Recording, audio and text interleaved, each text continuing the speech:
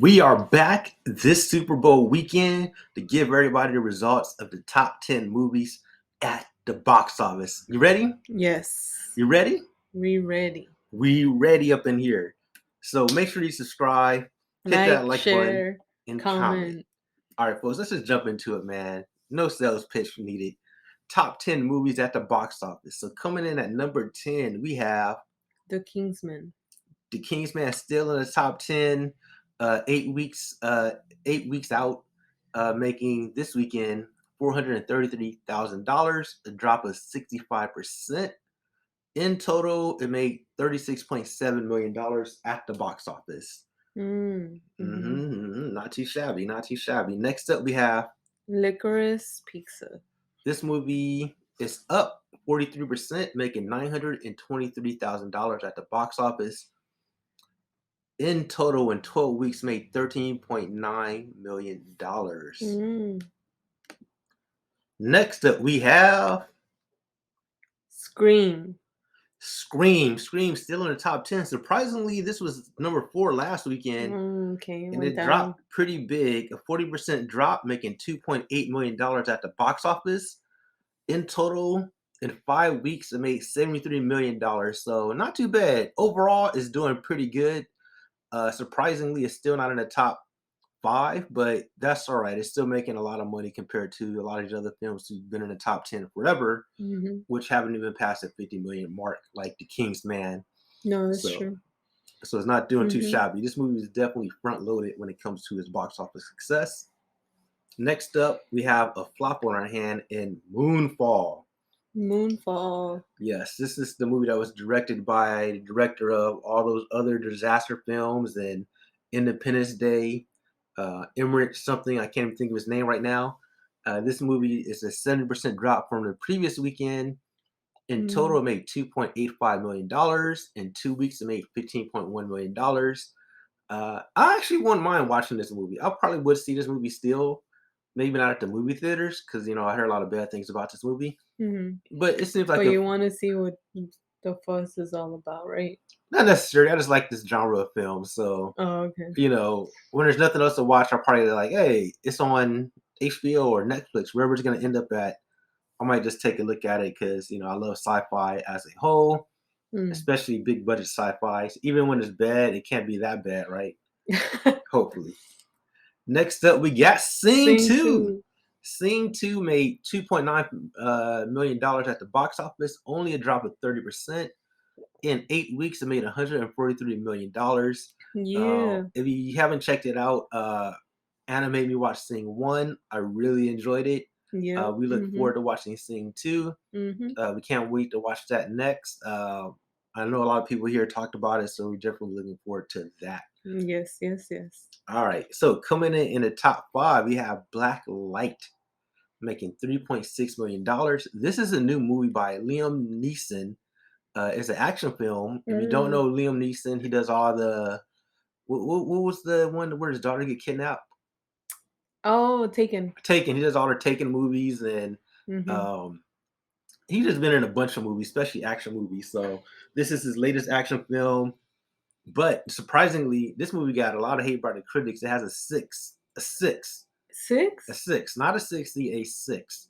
I had to do a double check when I seen that on Rotten Tomatoes. So I had a 6 and a 67 from the audience. So 67 is not that great, but a 6 is horrible. So I think I'll probably pass on this movie.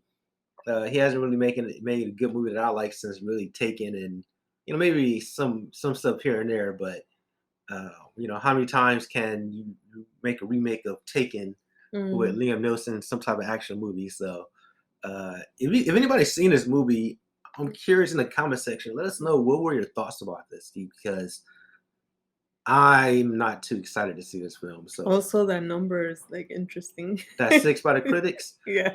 They hardly give out low numbers, right? No, they're typically low compared to everybody else, but a 6, I think, is one of the lowest we've seen. Typically, it's like 30, 40, That's what I'm saying. 20s.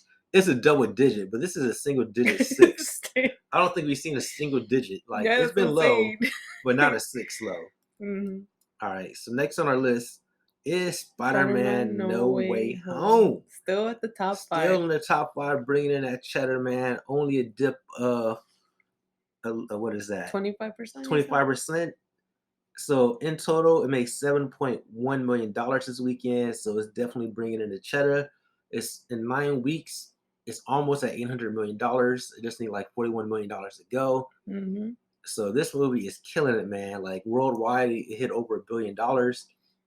And this film is not even playing in China yet. So China is one of the biggest markets for films like this. But Spider-Man No Way Home, people in the States came out to see it. People in other territories came out to see it. It's definitely a great movie. We enjoyed it. I know a lot of people are seeing it more than once. Mm-hmm. Definitely probably one of the best movies out there I think it's today. worth watching it more than once.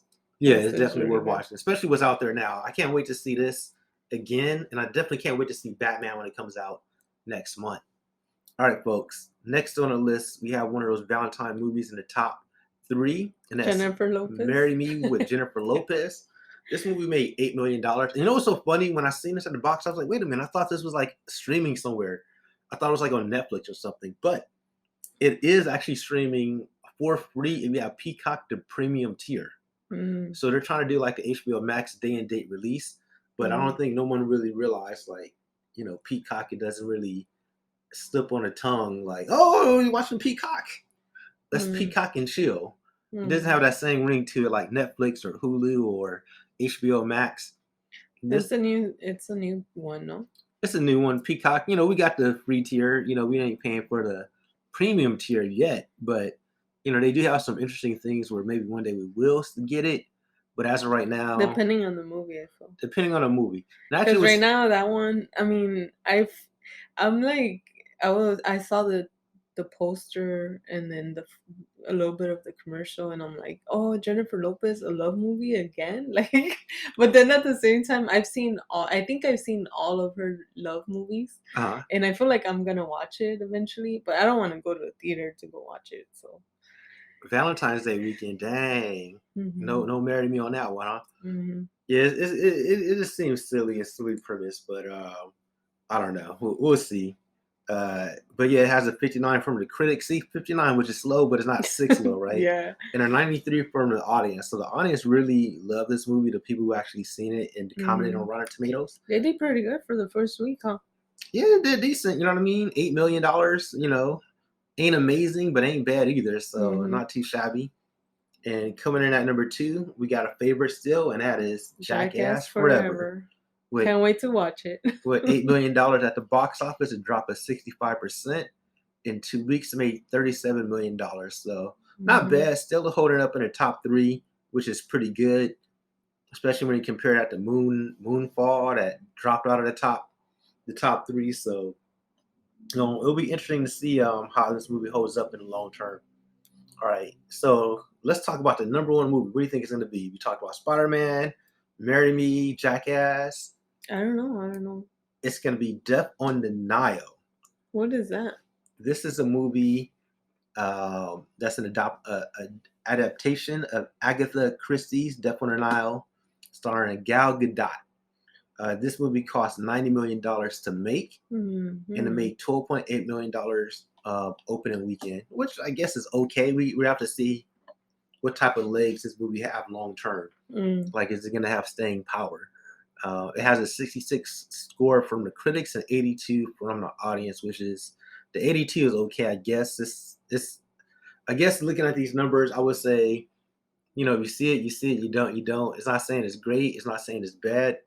It sounds like it depending on your taste. So I'm curious to see if anybody's seen this movie as well. Was it worth watching at the movie theaters, or is it something you can just catch when it hits a streaming service? It's a Disney Fox movie. So I feel like this will be on Disney at some point or Hulu in the near future. So we'll see, man. We got we got some new movies coming out next week too. Can't wait to see those. We're gonna see what's gonna be in the top 10. It'll be pretty interesting to see. But yeah, that's the top 10 movies this weekend. And let us know your thoughts below. Did you see any of these movies? And if you want to see more box office numbers, make sure you subscribe. We break down box office numbers every weekend. And we talk about movie reviews, anime, all type of ish, man. And Mhm. you just need some stuff to watch while you're bored. You know what I mean? Your partner, you want to watch something with your partner, sit Yep. at Netflix and chill. Just a couple movie watchers and chill, Mhm. right? Yep. And Thanks for watching. thank you for watching. Until next time, we out. Bye.